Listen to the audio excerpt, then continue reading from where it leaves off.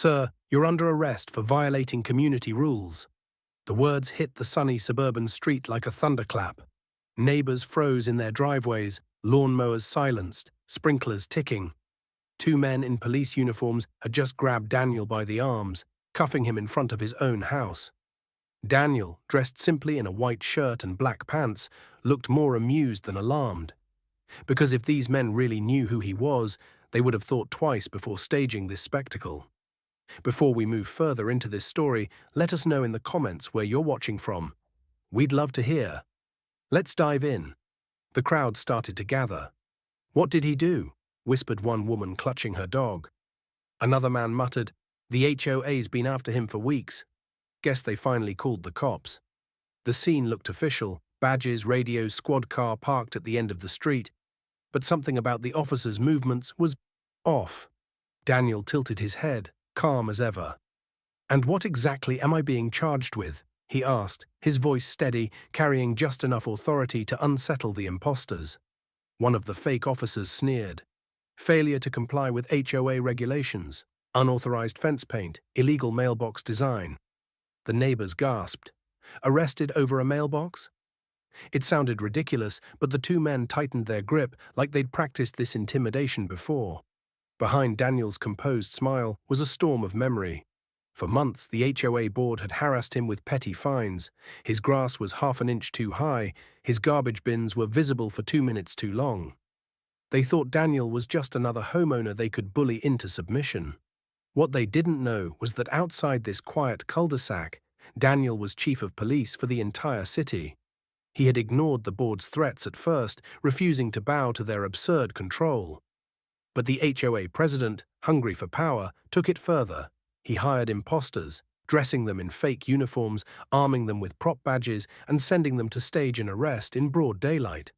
What they didn't realize was that the man they were trying to humiliate was trained to spot fraud from a mile away. Daniel let the silence stretch, the cuffs cold around his wrists. Then he chuckled. "Interesting, because last time I checked, HOA violations aren't criminal offenses. And more importantly," he leaned slightly toward the taller fake officer, his voice dropping so only he could hear, "your badge is upside down." The officer stiffened. The crowd stirred. Daniel straightened, eyes sharp now. "You boys picked the wrong house, because the man you just tried to arrest," his voice rose, echoing down the block, "is the chief of police." Gasps erupted. Neighbors pulled out phones, recording the spectacle. The imposters faltered, their confidence crumbling under the weight of Daniel's authority. He yanked his wrists free with a swift maneuver, flipping the cuffs around and snapping them onto the stunned officer's wrists in one fluid motion. The other man tried to step back, but Daniel's glare rooted him to the pavement. "Impersonating an officer," Daniel said, his tone cutting like steel. "That's a felony, and I promise you, the real police are already on their way." Almost on cue, the wail of sirens pierced the air. Down the street, flashing red and blue lights grew larger as genuine patrol cars swarmed the neighborhood. The imposters' faces drained of color. The neighbors erupted in cheers and shouts. The same HOA president, who had been smirking from his porch just minutes earlier, now stumbled backward, his plan unraveling in public disgrace. As the real officers arrived, Daniel handed over the subdued fakes, their fake radios and badges clattering to the pavement. "Take them in," he ordered, "and make sure the charges stick." His fellow officers exchanged respectful nods. This wasn't just another arrest. This was justice with a sting of poetic irony. The crowd pressed closer, some apologizing for ever doubting him, others muttering angrily about the HOA's abuse of power. One elderly neighbor raised his fist. "That's what happens when you try to push good people around."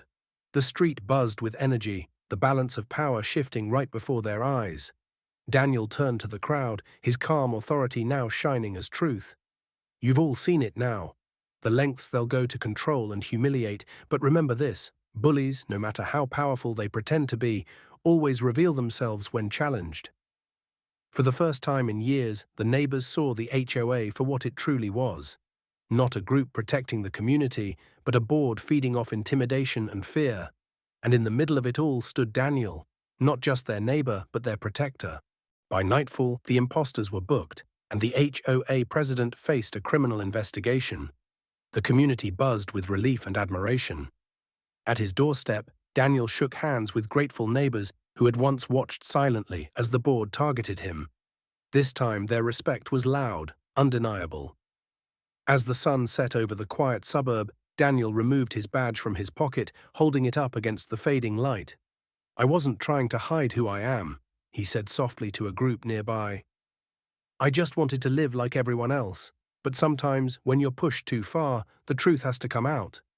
The neighbors applauded, their cheers echoing down the street that had once felt suffocating under HOA control. That day, a line had been drawn.